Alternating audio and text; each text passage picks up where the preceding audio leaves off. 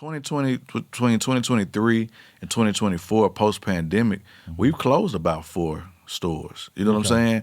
And so I'll never forget when we first realized we had to close a store. Like, I'm like, oh, that's the end of the world, man. Like, it feels like a failure. Folks is looking at us, you know what I'm saying, for motivation. It's like, man, we closing the store, we letting them down, right? But, man, I'm here to tell y'all that, like, honestly, that's the best thing that could have happened to us in business, is to lose something, you know what I'm saying, that you've built, and start losing pieces of it, because then you start to realize, you know, maybe some of the mistakes you might have made along the way, or some of the things that you should have did differently. Yeah, you can go back and look at. Yeah. And it also helps you determine your future, because you can see that, okay, now I'm gonna do this different next time. You know what I'm saying? I ain't been asleep in 3 days, but I made a 40 by. When I was selling quarters, dog, can't lie, I used to short them out. Dying what my lawyer cost, but I spent even. Hey, yo, what's up, man? This your boy Lando XL, Mr. 18 Pockets. And yo, what's up? It's Mr. McGee, a.k.a. Boopy, a.k.a. Born Rich, and Lano. What up, dog? How you feeling, brother? Man, I feel like I won $1 million.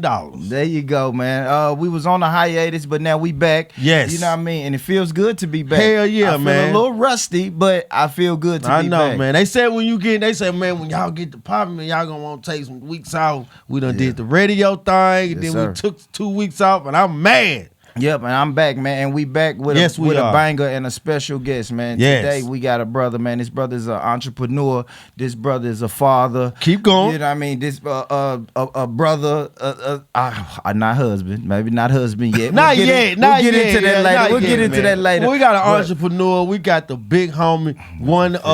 One of the third that done started the SLIM Huskies franchise. Most definitely, we got him live in the building right now. We got our brother, your brother, my brother, Clint Gray in the building, man. How you feeling, Clint? To be here, What man. up, man? I'm happy we could put this together, man. How you feeling, man? Man, I feel good, feel blessed. That's good. This That's the best good. time of the year, man. It is. That's me. Yeah. That's how I feel about this. Yes. Trying to figure out what day it is. You know what I'm saying? But after Christmas, it's a blur. Did you have a good Christmas though, my brother? I did, man. We were talking. I just recently moved to Atlanta, so I didn't come home for Thanksgiving. So my mom was like, "Nah, we gonna see you for Christmas." You know what I'm saying? So Most I got definitely, a chance to get back with family. Yeah. My mom's gonna make it happen. That's important though. If I miss one of them, I gotta make the other one. That's I gotta make the other one. But I'm a Christmas guy, right? So I kind of can miss the Thanksgiving. Yeah. But if I do miss the Thanksgiving, I gotta be home for Christmas. Got to. There you go. And you also had a birthday recently, did you? Yeah, Clint? man. 40,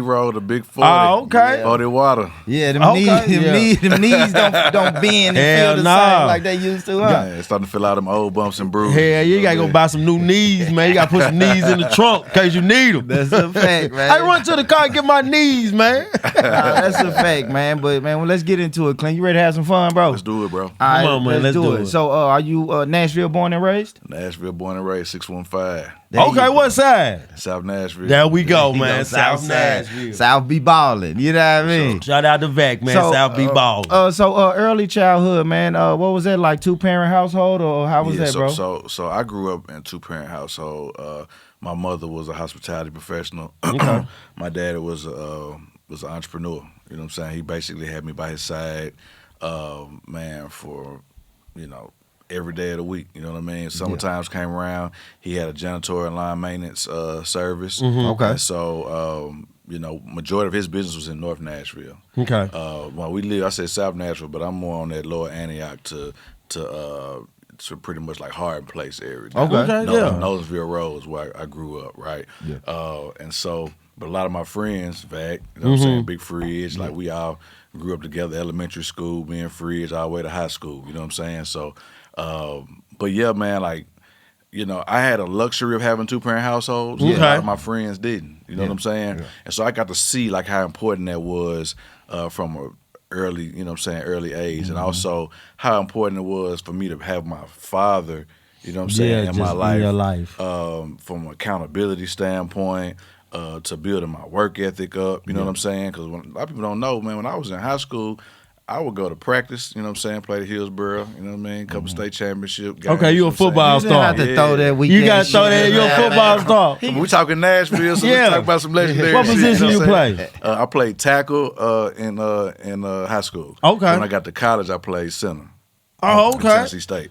But yeah, so I would go to practice during two-a-days. I wake up in the morning with my dad, cut a yard or two, get dropped off at practice, do two-a-days practice, get picked back up.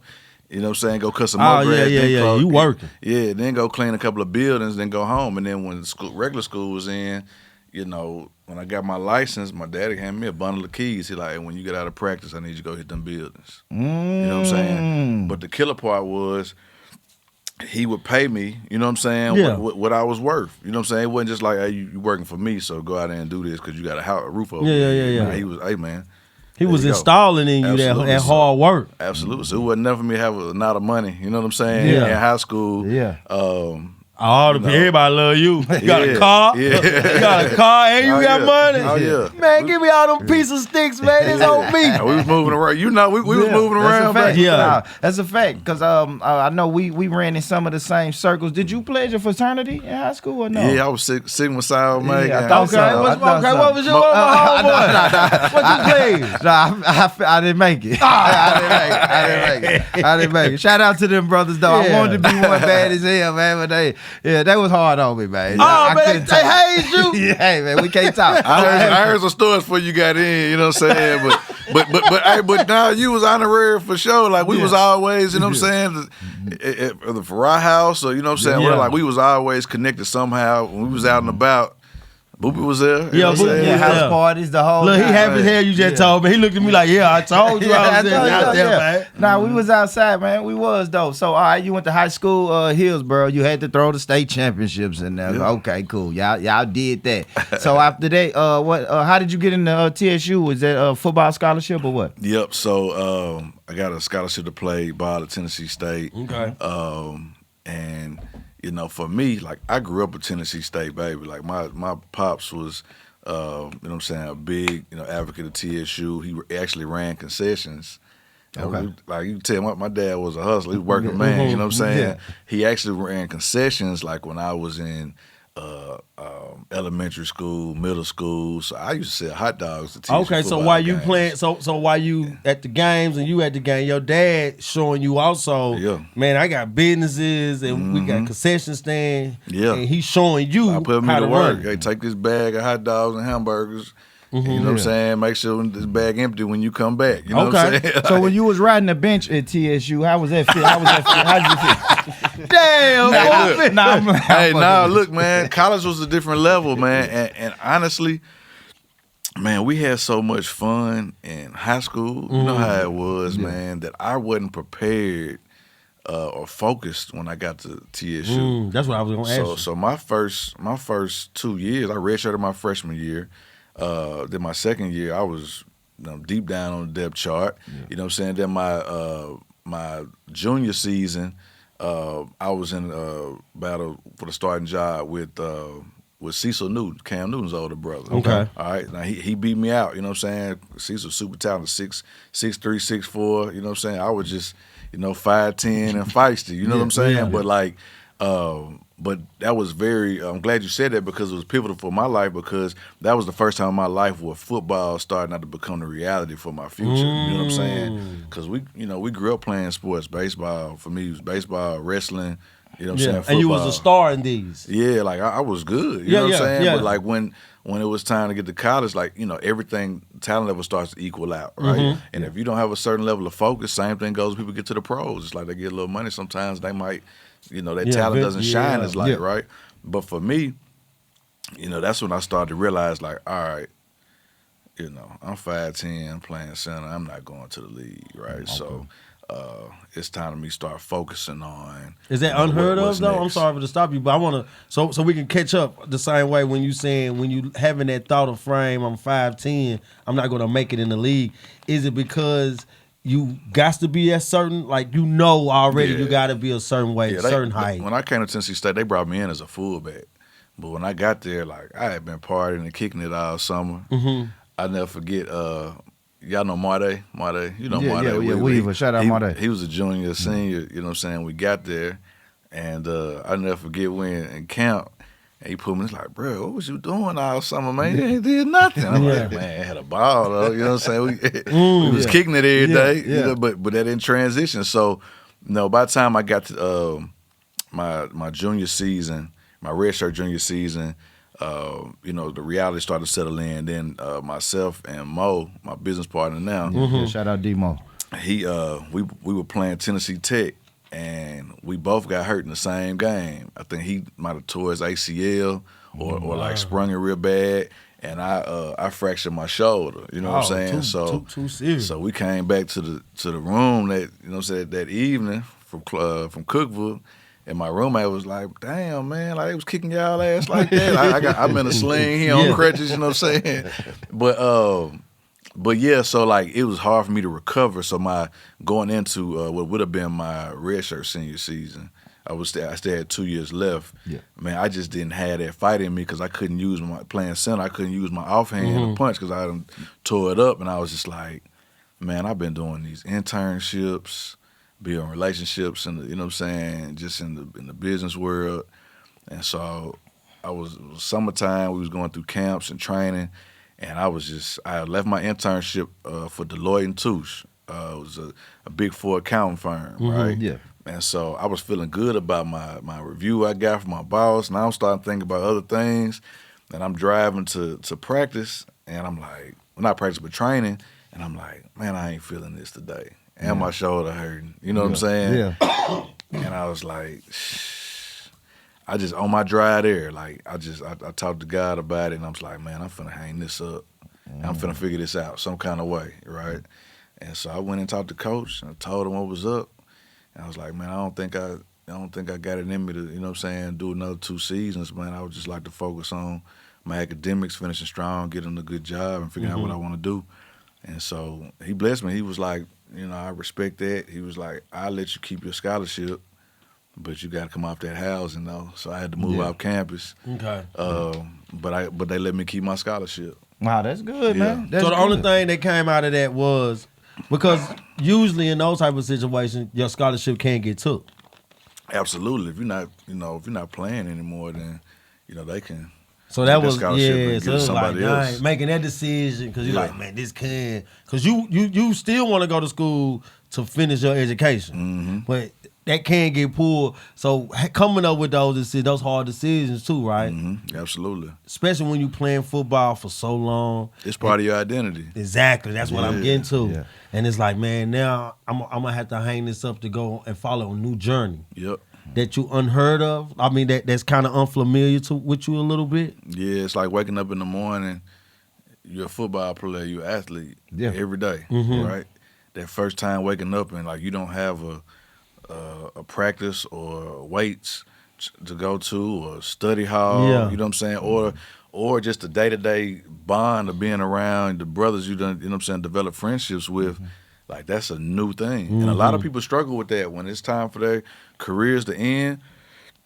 They don't know themselves other than, you know what I'm saying, as an athlete or football player, basketball, whatever the case is. So, it takes a mental turn for a lot of people. So, but for me, man, I was excited about entrepreneurship. You know what I mean? Like, I knew I had a gift because I had been shown so much knowledge and, like, had so much guidance along the way. And I knew what was possible. You know what I'm saying? Yeah. And I knew that my success wasn't on, you know what I'm saying, on the field. My success was in the business realm. Outside that field. All right. So speaking of entrepreneurship, where did you meet? Well, did you know D-Mo before TSU, or you met him at TSU? Yeah. So it's crazy. So I knew of Mo.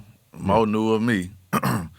But in high school, we didn't really see, our 2 sets of friends didn't really see eye to eye like that. Okay. So, gotcha. Man, I'll tell this story to a lot of people, but it was this brawl. I don't know if you remember this, but we were coming out of this team party, probably like 2001, 2002, and we were, it's like probably juniors in high school, and we had got into it with another high school fraternity, you know what I'm saying? And it had kind of been boiling for a few weeks, you know what I'm saying? Because back then, team parties was every week. Yeah, every day. We was, most definitely. 328 this week, you know what I'm saying? Down on second this week, like Hotel, whatever. ballroom. Whatever it took to get everybody together, we was going to be outside. And so I'll never forget this one night, forgot the name of the club, but it was right there on second. And we came out the back. We got into a little altercation, you know what I'm saying, inside. And so they put the other group out. And so we just knew after it had been so many weeks of just, tensions boiling and little altercations here and there, chitter-chatter at school, like it was going to be something after this. So we all get together. We all leaving at the same time. So we walking up the hill. We thought it wasn't going to be anything. Next thing you know, a group of dudes start coming down the hill right there where the Hooters was on, on First. Yeah. And man, it's a little strip of grass right there. Mm-hmm. And we all met in the middle. Folks got to talking and thought it was going to cease fire because somebody was like, nah, it's my cousin on, over there. Nah, we're not doing that. You know how it go. Next thing you know, somebody's feet went in there. Somebody got slammed, right? And it just broke out, right? But it's random like some dudes from that party went and got Mo. He don't even know he coming down to fight nobody. He just end up in a thing, right? So we laugh about that all the time. But then on signing day came to sign for scholarships. You look and see like, all right, who else signed to go here? And I see Derek Moore, and I'm like, that's D-Mo. You know what I'm saying? I'm like, dang, what a coincidence. You know what I'm saying? That's crazy. Like we gonna have to be cool. You know what I'm saying? Like, but what ended up happening was we were both really good friends with Darius Barnes. Yeah. Rest in peace, Darius.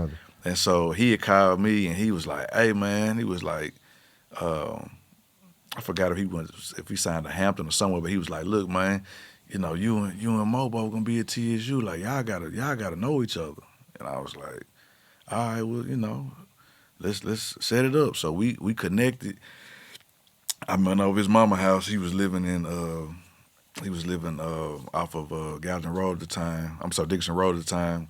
Went over his mom's house after school one day, and it was just me and him on the porch, and we was just chopping it up. One of our homegirls randomly that we both knew pulls up. She had a gallon of Creature Cooler mixed with the vodka. You know what I'm saying? Yeah. We burned one, drank that Creature Cooler. You know what I'm saying? Laugh. We've been brothers ever since. That's what's up, man. You know what I'm saying? So like that was like when I see a lot of these youngsters out here, getting into little issues with folks in high school and whatnot, I'm like, man, y'all don't even understand. That might be your best friend one day. Yeah, that's a fact. You can sit back and take a look. You know what I'm saying? Yeah, you got to step back, like you did. You step back. Both of you guys step back. Kind of got what's more important because you knew you got that phone call from a brother that was close to both of you guys and told y'all, hey, y'all got to get to know each other because y'all about to have to be brothers anyway in this locker room, right? Because football is a team sport. Absolutely. So we got the TSU. Anytime you get to a college you playing ball, like there's gonna be groups of dudes from the same place. So it's us. You know what I'm saying? You got your guys from Texas, which is a heavy recruiting state. Then you got your guys from Florida, and you got your guys from Atlanta. Okay. Right? So we had to, you know what I'm saying? We had to let them know Nashville, we ain't playing them, you know what I'm saying? So, but nah, man, that was that's my brother. And then EJ, we actually were in this program called Inroads, which was like designed to like introduce like kids that, might have future in corporate America to like get internships.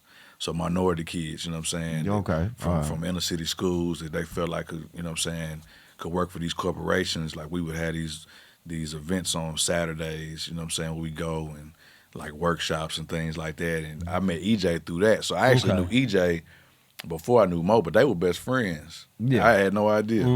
Yeah. So when we get to college, I'm like, you know EJ? He's like, yeah, man, we've been best friends since the second grade. You know what I'm saying? So we out on the second floor, Watson Hall at TSU, and we were running things. You know what I'm saying? And it just transitioned into business. Yeah. What made y'all three just say, hey, man, we finna do a business? Like, because, I heard the first business was a moving company, right? Yep. Okay. But what made you three even before the moving company, what made you three brothers say, hey, man, I think we can really start a business together? Yeah, that's a good question because, we got a lot of friends. You know what I'm saying? Like, we all got a lot of the same friends. And I think that, man, we just felt like our nucleus and what everybody brought to the table individually made for a powerful, like just a powerful force in business. So Mo was very like straightforward, you know what I'm saying? Let's execute this, you know what I'm saying? Yeah. If we done came up with a plan, like, all right, I'm gonna take the plan, I'm gonna make sure we stay on task and we're gonna get this done. Great leader, you know what I mean? Yeah, you need that. EJ is very strategy driven. You know what I'm saying? He's a thinker. You know what I mean? Like, yeah, most definitely. Super smart, right? He got his MBA from Belmont. You know what I mean? And so he goes and you know what I'm saying? Like he wants to make sure we drawing out, you know what I'm saying, strategies and plans and have something to follow. And he's gonna always think through something. If it's ideas out there on the table, he gonna try to see the, you know what I'm saying? What's the best goods fit? and the bads out of every idea.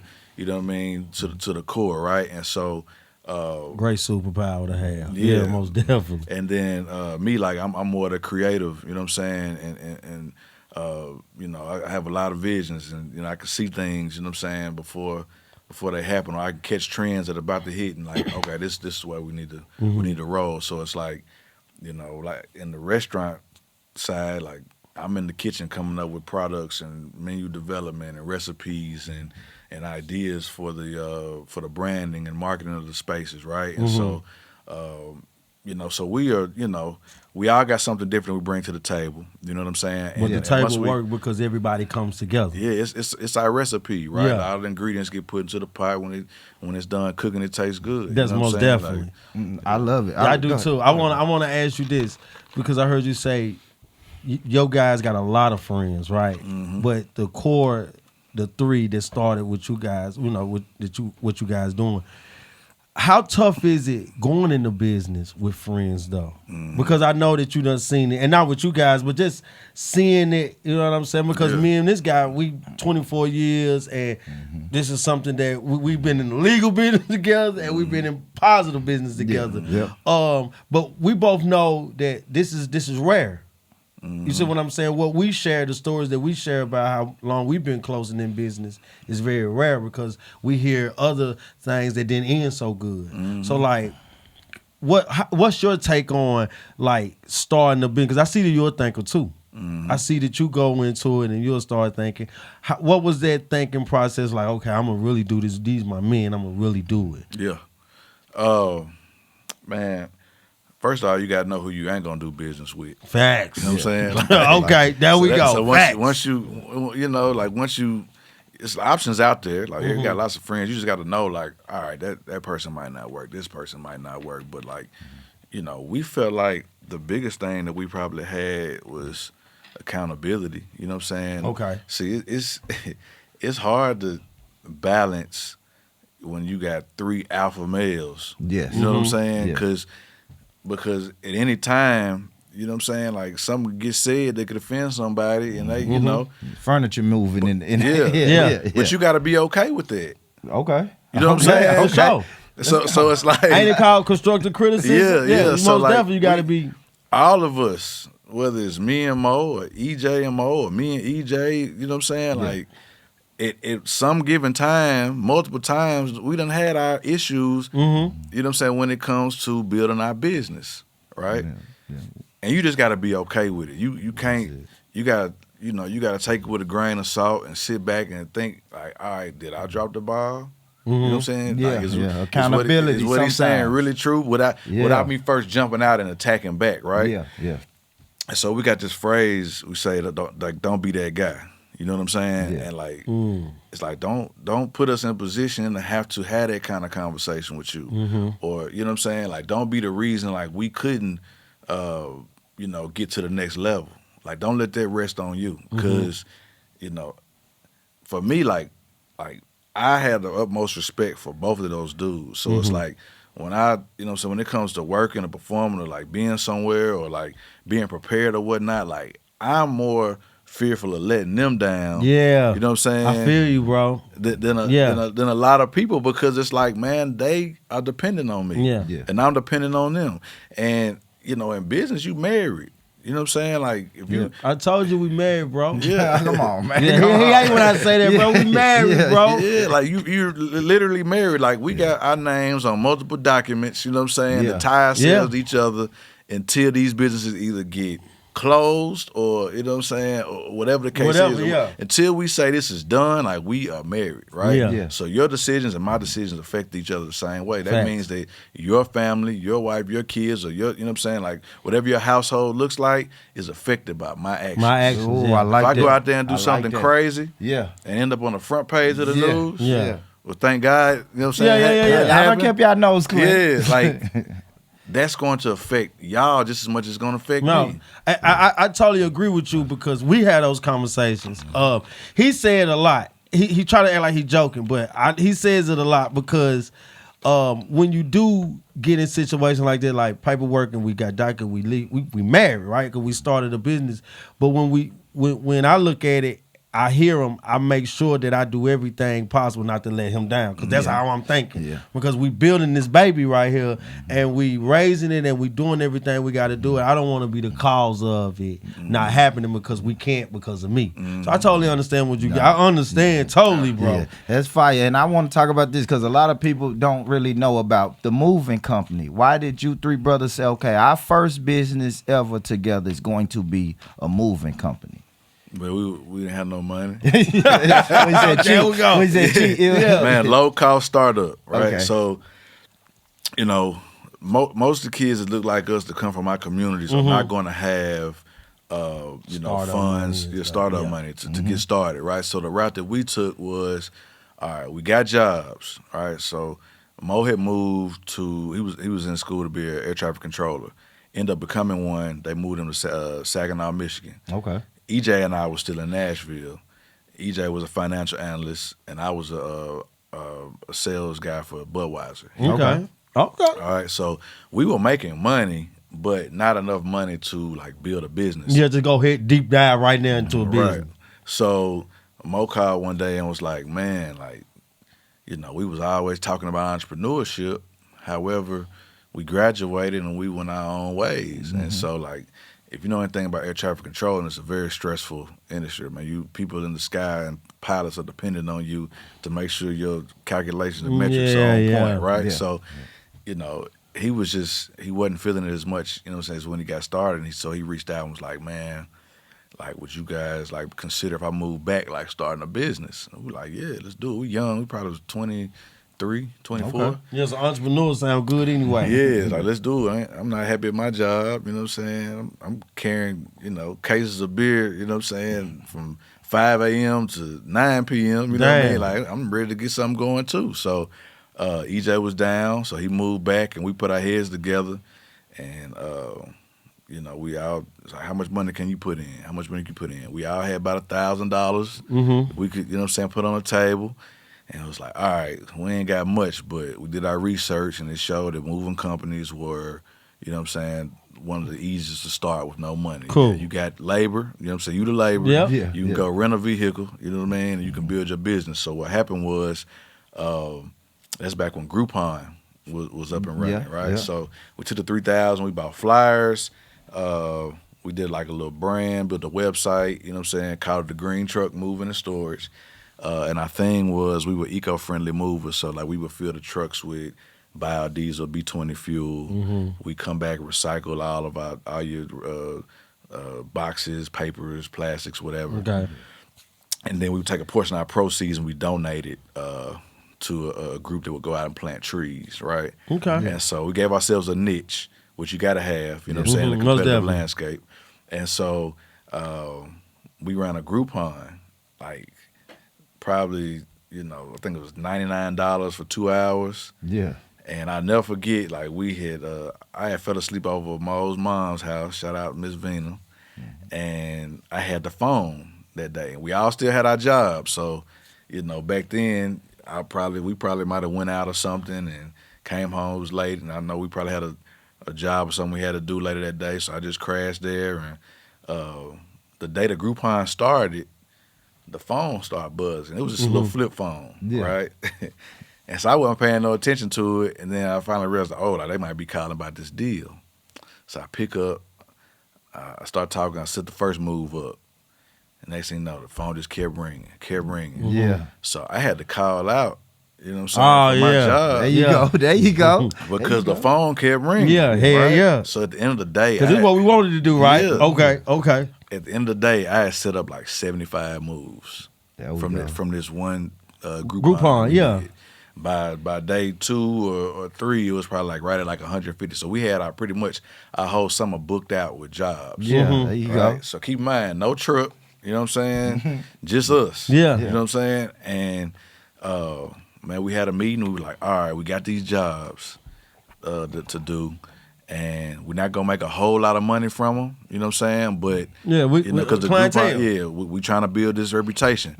So we made a commitment to make sure that no matter what happened with the job, we were gonna leave that job site, you know, giving them 5-star service, and we were going to ask them to leave reviews. So at the end of the summer, we had 100+ reviews online. This is like 2010, so this is before like online listings. You know, people were just dead set on having good reviews. We were on the front end of that, right?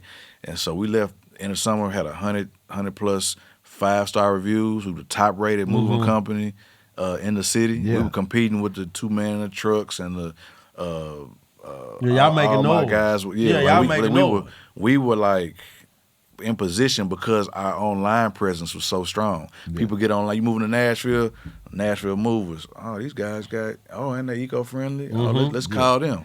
So that put us in position to do a lot of big time jobs. Like I'll never forget, we moved Derek Morgan when he got drafted by the Titans. We moved him in. We moved some major country, you know what I'm saying, artists, and like our reputation is growing. Y'all evolving as a company.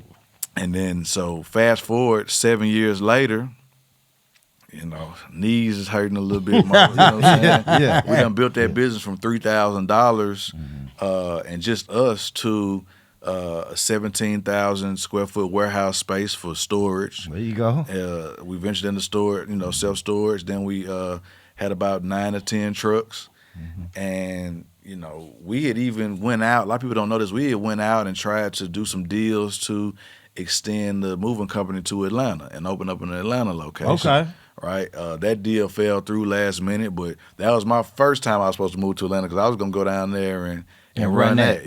Gotcha. But that fell through, and then we ended up getting to a point where we were like, man, let's start looking at potentially selling this business. And so that's a key point to our story, because a lot of people in our communities don't understand exit strategy. Okay, and they look at businesses that have been built up to.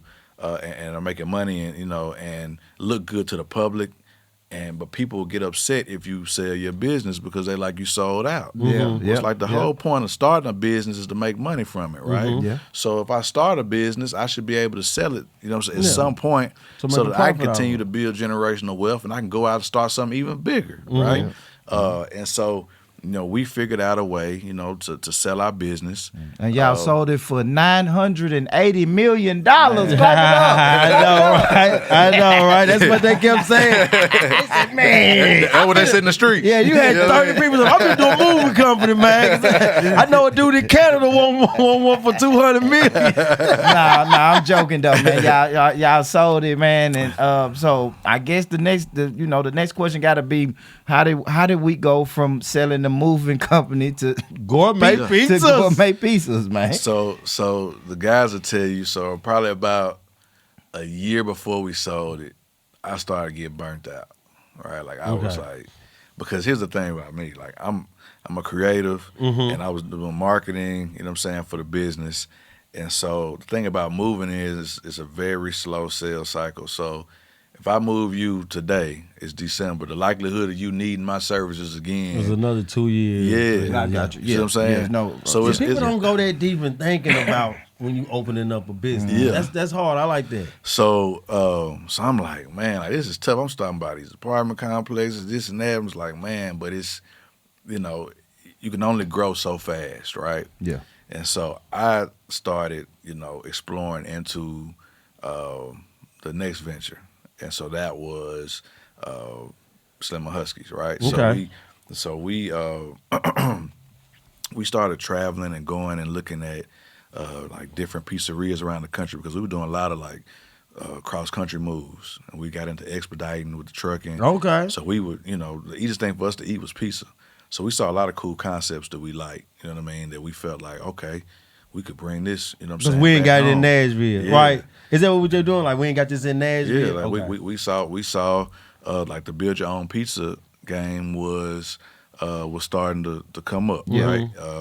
There were several different brands, you know what I'm saying? But like we saw something we liked, but we also saw a niche where all these brands are in like commercial districts, and there's no quality to them. You just pay a cheap price, get a piece that you built yourself, but it ain't really good. Yeah. So we were like, man, we gonna bring it back. We got to go to the neighborhood, number one, and then we got to make it good, because if it's not, they're going to talk about it. For sure. You know what I'm saying?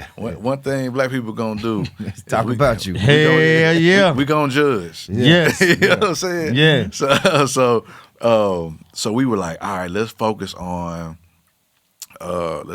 making sure that this product is A1. So I had started, working on this product from jump. When we sold, we started looking at potentially selling a business, and we bought a garage on Buchanan Street right next to Bud's Hardware. Mm-hmm. And so that garage was, it wasn't anything. It was an old mechanic shop. Didn't have heat. It didn't have running hot water. Mm-hmm. You know what I'm saying? So we basically went in there and just makeshift turned it into a pizza kitchen. Okay. And so, I started spending my days on what I felt like, really, first off, what I was most passionate about. And then I also, like, once I started figuring out, like, man, we can make some good pizza in here, like, I just started going to the pizza shop in the morning. Yeah. You know what I'm saying? And where you at? I'm like, man, I'm over here at the shop. You know what I'm saying? Yeah. And I think eventually they was like, man, just let him do that, because, you know what I'm saying, we'll see what happens. And so... that creates a creative mind working though. And so the fellas would come over, you know what I'm saying, in the evening, and we start all be putting our heads together and working on a product, and eventually, we felt like it was good enough that we started inviting folks in that was walking by, like, hey, you hungry, you want to try a pizza? Here you go. Yeah. And then the word started getting around, and then we took some to a community meeting, and they was all in there arguing about the future of Buchanan Street, and they were like, we walk in with 20 pizzas, and they like, man, what's up? We like, man, y'all look like y'all hungry. Yeah. We opened up a shop down the street. Check this out. Let me know what you think. And they would start talking to each other and communicating versus, you know what I'm saying, ready to swing on each other. Yeah, there you go. Yeah. And so at that point, we knew it was like, all right, we got something. And so, probably about a year later, that's when we first opened up the doors, and man, that's changed my life. Yeah, man. So for the first year, y'all was just doing soft openings, like little soft. So what we did was we were doing taste tests at the garage. Mm-hmm. We were waiting on the building because, see, it was an old paint shop and ice cream shop where we opened up now on Buchanan. So that was a really, like, for us to open our first restaurant, that was a very extensive build-out process, because they basically took an old building that had nothing in it, hadn't been utilized for years, and had to renovate it, right? It was different than us saying, hey, like, let's go into this end unit in the strip mall. And, you know what I'm saying, with a white box and go in and, and just build it out. Like, they had to tear the roof off this thing, put beams in, you know what I'm saying, build, run plumbing and create bathroom. Like, this was basically, we would have been cheaper and faster if we just would have knocked it down and built something up. Okay. You know what I'm saying? Okay. So we were waiting on that process while we were still doing taste tests at the kitchen. Mm-hmm. So that was kind of like our soft openings. As people got to talking, because they like, man, them dudes down there making pizzas, they ain't going to charge you. Just go down there, door open, go in there and grab you one. Nah, man, that's hard. But then the first 2 weeks when we first got in the building, what was crazy is that, remember I told you we never had hot water. Hot water, yeah. We were running the hose from the bathroom to a bucket. Take the bucket, microwave the water to make the pizzas. So the pizzas was good, but, like, you know what I'm saying? Like, they could be better. We get into the new facility where we actually got hot water. The first pizza I had, I was like, hey, y'all got to come try this. Yeah. Like, what's different? I'm like, man, I don't know, but it's different than down the street. And then it hit me, I'm like, we actually got water that's not being distorted by, you know what I'm saying, all these changes we got to make to it. And so the first 2 weeks, you know, we were good. We always been good with training in our businesses. Like, we know that you got to train to get the best service to your customers. But we've never been in hospitality before. And so we didn't want to piss nobody off. So we were like, all right, for the first 2 weeks, we just going to invite folks in and let them get a free pizza, because we're already doing it down the street. Let's let them come here and get familiar with the space. So from 12 to 5, I think we were doing free pizzas. You had to buy a drink, and then we did that for 2 weeks. And eventually, like the second week, you know, we opened up. The word and got around free pizza. You know what I'm saying? Yeah, I'm coming. So the line, you know what I'm saying, started to form before we opened up the doors for training. And then eventually we were like, all right, we done did this like 10 days. Let's go ahead and make some money. You know what I'm saying? For sure. That's what he would have told me. We put the word out, and it was just a blessing to see, you know, like people, they didn't care that we was charging now. That the word got out that the pizza was good. Yeah, because we already know the pizza good. Yeah. And then also 3 black dudes in Nashville and started a pizza shop. Like, that's unheard of. And they in there playing what they want to play. They not, you know what I'm saying? We're not playing what Nashville want to hear. Yeah, the like top 40. We doing it's a true black Nashville experience, which is I think this is one of our first opportunities in Nashville in general for young people to be able to express themselves with a platform that like shows you like, nah, this is how we grew up. Yeah. You know what I'm saying? And so, you know, we playing P and most definitely. UGK and y'all ain't playing boopy. you know we got that little boopy in there. That's what I like. Little boopy man. Look, that little boopy man. Yeah. See, I told you. That's crazy. But yeah, man, like I'll never forget that day we opened, because the folks just kept coming, and it was just like, in your mind it's crazy because you're looking at it and you're like, oh, this is for real. It's really happening. Yeah. And then you also don't know how long it's gonna happen for. So in your mind, you're like, oh man, we done struck it rich. Yeah. You know what I'm saying? Yeah. So we gotta do everything that we can do not to F this up. Yeah, you know what I'm saying? Like, yeah. we got to be, you know. Because it's working. Yeah, absolutely. Look. Take it back take it back when you step back and you saw that line though. Because I know how people feel when not that we want our not that we want our own credit, right? Not that we want our own accolades, but sometimes when we step back and you see your vision actually come to true. 2 things I remember. I remember the fact that, like, you know, like remembering the doubt, you know what I'm saying, of like starting this business, even though we had a successful run in the moving game, like switching lanes and going into the restaurant industry. I remember the doubt that I felt, but also, like, you know, we risk takers, so it's like that just basically solidified the fact that if you're trying to start something, like, don't never focus on the doubt. I always know that on the other side of the hill is what you know what I'm saying? For sure. Is what you're trying to get to, right? There'll always be some doubt, but you got to jump off the porch. Yeah. So that's, for me, solidified the fact that I would never worry about being uncertain about my capabilities in business ever again. Facts. Number 1. Yeah. Then number 2, I seen my dad. So you know how you walk in on Buchanan, they stretching the dough right there, right? Yeah. So I was doing that, right? Because I was the best at it. So I'm like, I'm trying to make sure we keeping up with the traffic. Yeah. And I'll never forget seeing my daddy, you know what I'm saying, like the line down the street, and I see him like, there's some like flower beds right there. Yeah. And my dad is 5'9", you know what I'm saying, 300 plus at the time, right? Yeah. And he, you know, if you know him, he gonna always probably have on some type of, you know what I'm saying, dress shoes, whether he working or, you know what I'm saying, in the field or whatever. Like, he gonna stay clean. And he's walking tightrope in this flower bed, trying to get past the line. And it hit me. I'm like just our relationship and everything he fed into me, you know what I'm saying? Like, working hard and ethic.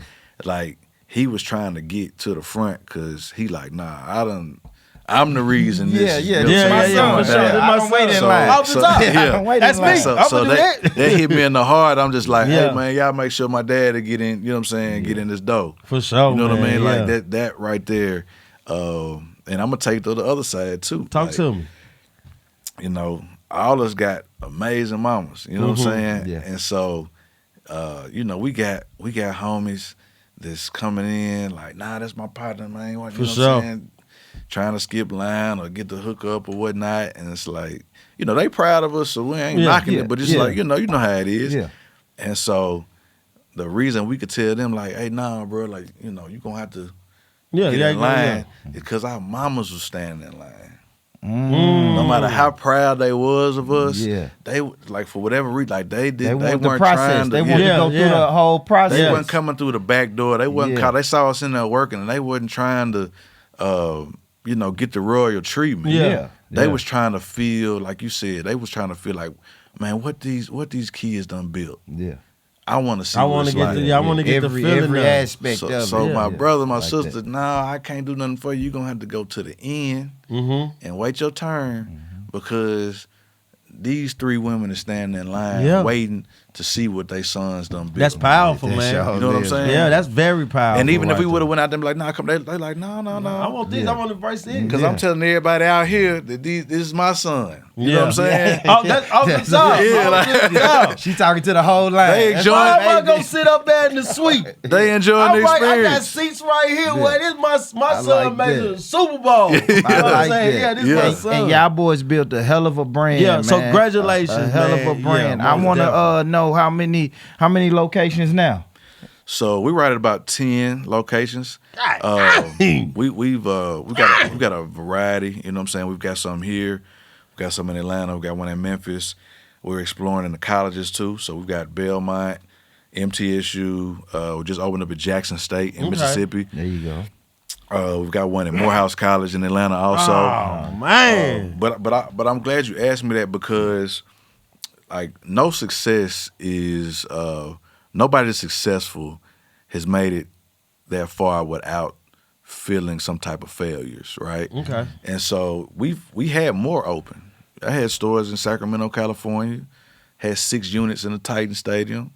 You know, I had one in Chattanooga. You know what I'm saying? Did you guys have one in the airport? We got one in the airport now. Okay, yeah. Okay. But in 2020, between 2023 and 2024, post-pandemic, we've closed about 4 stores. You know what I'm saying?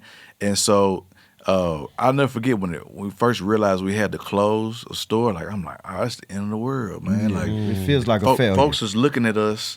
You know what I'm saying? To for motivation. It's like, man, we closing the store, we letting them down, right? But man, I'm here to tell y'all that like. Honestly, that's the best thing that could have happened to us in business is to lose something, you know what I'm saying, that you've built and start losing pieces of it because then you start to realize, you know, maybe some of the mistakes you might have made along the way or some of the things that you should have did differently. Yeah, you can go back and look at Yeah. And it also helps you determine your future because you can see that, okay, now I'm going to do this different next time. You know what I'm saying?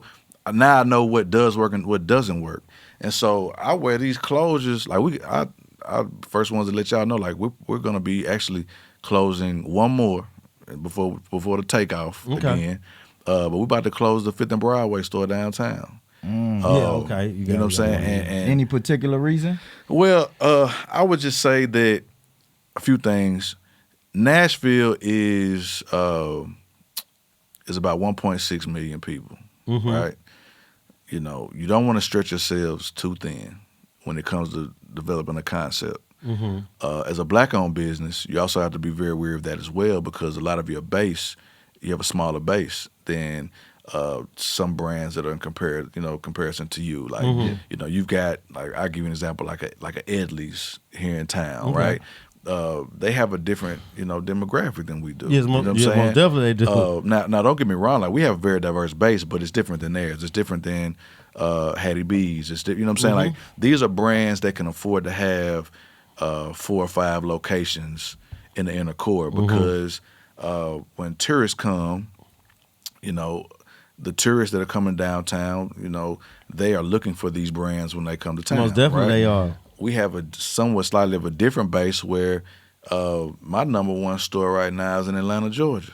You know what I mean? Like our brand resonates, with different markets probably a little bit better. You know what I mean? And so we realized that we've gotten, we've grown a lot within this within the city of just 1.6 million people, right? Mm-hmm. And so also our brand doesn't resonate with the tourists that are coming to Nashville as much as it does the tourists that are coming to Atlanta or the tourists that are coming to Houston, tourists that are coming to Chicago, right? So, I'll sit outside Fifth and Broadway and I'll look and I'll see people passing the store and they're looking and like they see it looks cool, but they don't really go in to see it doesn't connect with them as much. Gotcha. And that's okay. Yeah. You know what I'm saying? Yeah.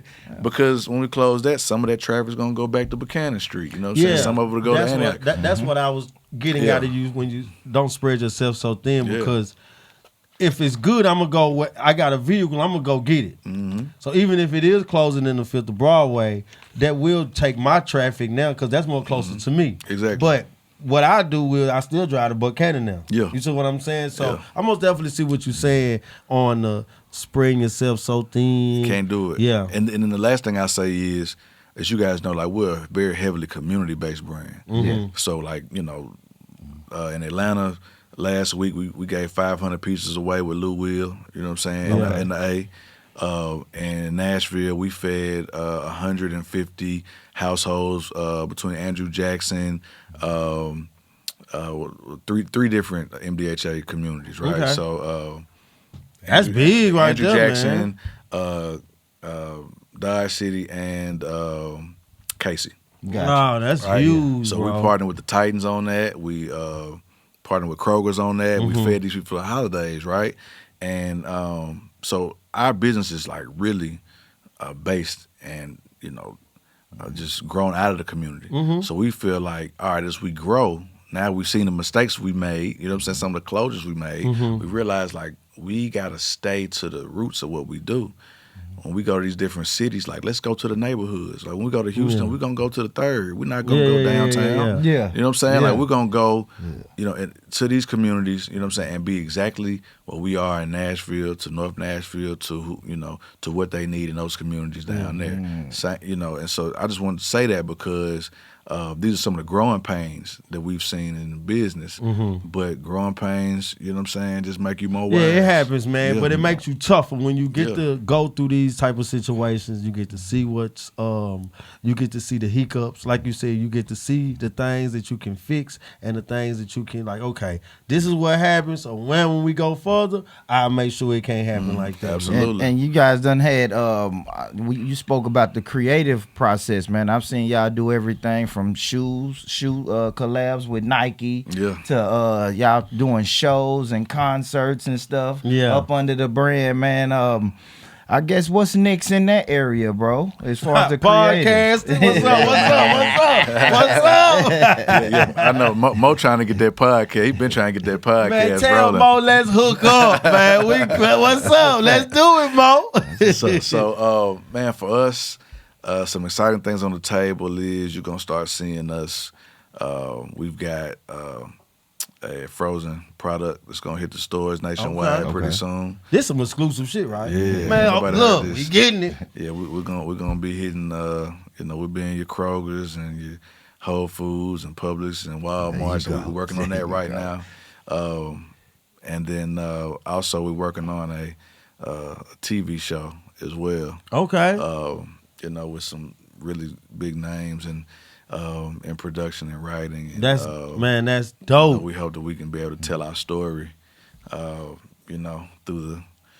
the block of 10th and Buchanan. You know what I'm saying? And make that something that we can push out to the world. We've also, just from a store standpoint, we're working on one right now in Chicago. Okay. Okay. So, because that's we ain't gonna do.